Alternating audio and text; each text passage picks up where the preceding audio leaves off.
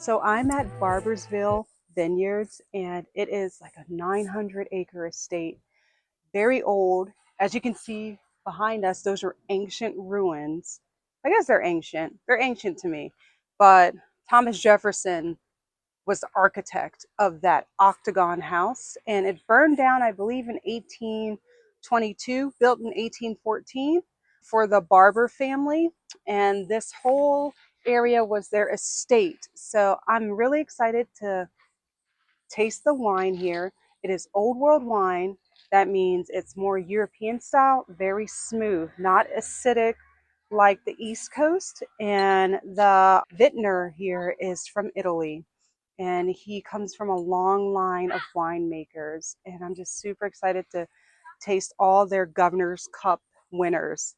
And that's the flight tasting that we're going to do today. So come along with me. Let's enjoy. Okay, so the first wine that we're going to taste is the Vermentino, and it is a white wine. I've never tasted Vermentino before, so I'm excited to see what this is. Apparently, it's very good for seafood, and we will just give it a little swirl, and let's give it a whirl.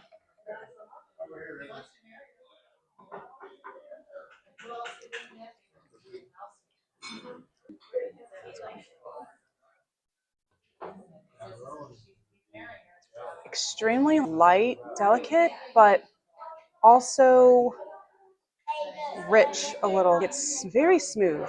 It's like surfing on top of water. I don't know how to explain it. It's a very different type of grape. I definitely would pair it with mussels, shellfish, all the different types. It's a really good wine to just have during the spring and summertime. And it's not acidic to me. I feel like there's a touch of honey to it. It's super good. I like this a lot. It's very different. I think I'll get a bottle of this actually. See what we can come up with for a dish later.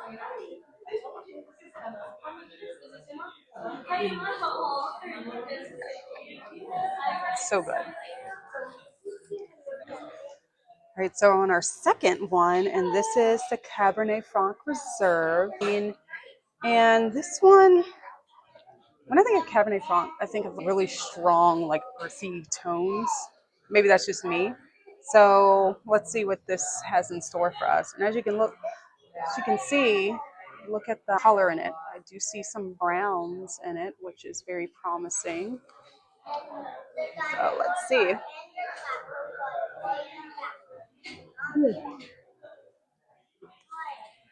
Even before I tasted it, I smelled vanilla, holiday, whatnot, and I wasn't disappointed. It has this vanilla hue, this oak barrel taste to it. It's very subtle. It's very entwined in the taste. It's just, it plays its part and that's it. It doesn't take over the wine, and I really appreciate it because I'm not an oaky barrel type of person. Sorry, I'm not. Very smooth old world wine. I love that type of finish. So, lovely.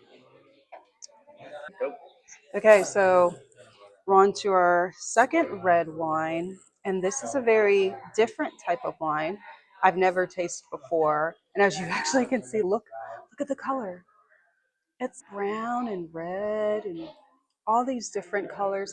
Hence the name. I think it goes well. Nebbiolo.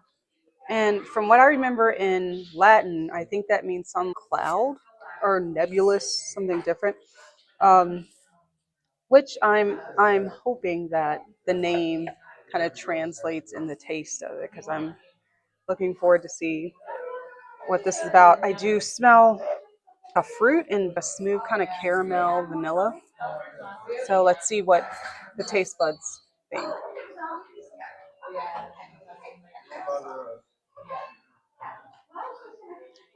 Oh yeah, it is like a vanilla smooth and also has fruit in it. It is great. And there's a caramel finish. Oh my gosh. I love that. I think I'm going to try it with some cheese.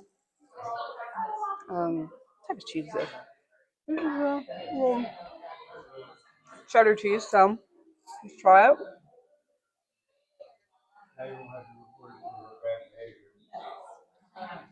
Oh wow. it encases the cheese, and then when you bite into the cheese and it like explodes in your mouth, it's fantastic. But the Nebbiolo is very pleasant, fruity, yet still vanilla and oak. And it's like all this great balance. It is a Nebbiolo in itself. I really enjoy this one. Yes.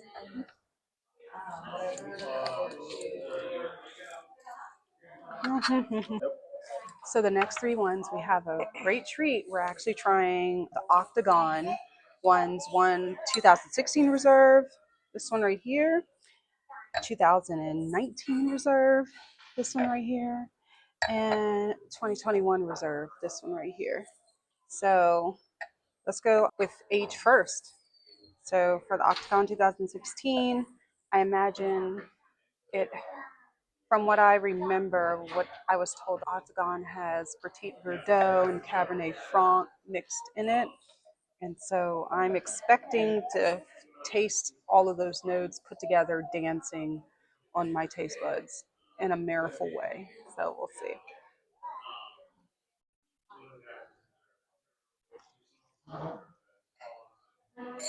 Oh, yes, that is so pleasant.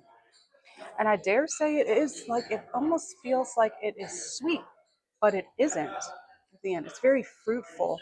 And when it hits the tongue, it it pretty much like the sugars kind of like dissipate. So you're not going to get that sugary feel. And then I taste a little bit of caramel at the end, which is like amazing. So yes, I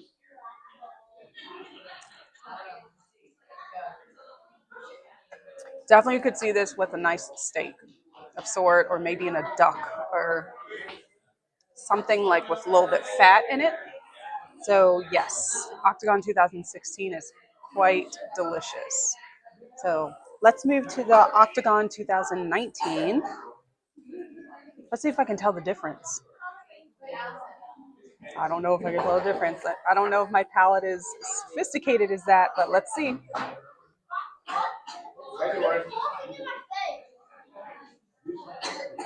I actually can. Because this one has just a little bit more like citrus acidity to it. The 2016 is smooth as butter. This one is a little bit more acidic. So if you're into more acidic wines, like California style wines, you may prefer the Octagon 2019. But it still has a robust flavor profile. It's just the finish at the end is not as smooth as the 2016 Octagon Reserve. Yes.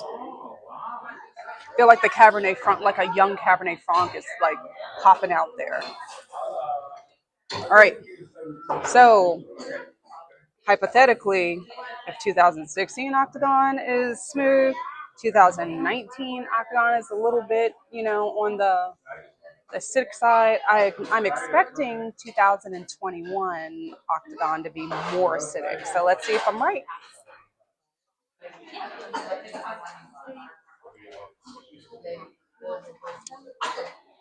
And I'm right. It is more acidic. But like I said, it's not losing a flavor profile. It's just the acidity is popping up at the end. I still taste the oakiness from the Cabernet Franc. I still taste the vanilla from the Cabernet Franc. I still taste the dark berries from the Petit Verdot, but it's just more acidic. So it's like, what's your flavor? Do you like more smooth old world? Octagon 2016. Do you like more acidic? Try the Octagon 2019, Octagon 2021. They're all wonderful wines. I really like them. But my taste, old world, smooth. Octagon 2016 it is. Oh my gosh, this is so lovely. Mm. You guys got to taste this, right? After the wine tasting, I wasn't quite ready to leave. So I made my way over to one of the most iconic parts of Barboursville Vineyards, the historic ruins. These walls are all that remain of a mansion designed by Thomas Jefferson for Governor James Barbour in the early 1800s. A fire on Christmas Day in 1884 destroyed the home. But what remains today tells a story that's still very much alive. Walking these ruins after the tasting gave me a completely different appreciation for this winery. Surrounded by centuries of history, I found myself reflecting on how this land has witnessed generations of change. Yet it continues to bring people together over great wines. I learned that Jefferson believed the Octagon represented balance and perfection. That same philosophy inspired Barboursville's flagship wine, its namesake. This is what made Barboursville so memorable for me. It wasn't just the wines or the scenery. It was the feeling that history and wine are intertwined here. By the time I left the ruins, I realized I hadn't just enjoyed a tasting. I'd experienced the story behind the place. If you'd like to learn more about the fascinating history of Barboursville and why this visit became one of my favorite Virginia wine experiences, I've linked my full... I had such a great time at Barboursville Vineyards, and I must say, adding a touch of history. I mean, Thomas Jefferson was the architect of this amazing Octagon House. What can I ask? What other things can I ask for while drinking some wine? Well, as I was exploring the vineyards, I was sipping on the Vermentino, which is just an easy sip. It's quite refreshing, especially during 80-degree weather in Virginia, which is extremely humid.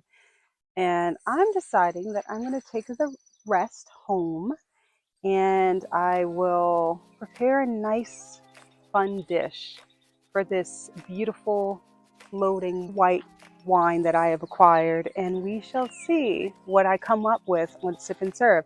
So come home with me, and I hope you enjoyed Barboursville Vineyards. I'll see you later. Bye.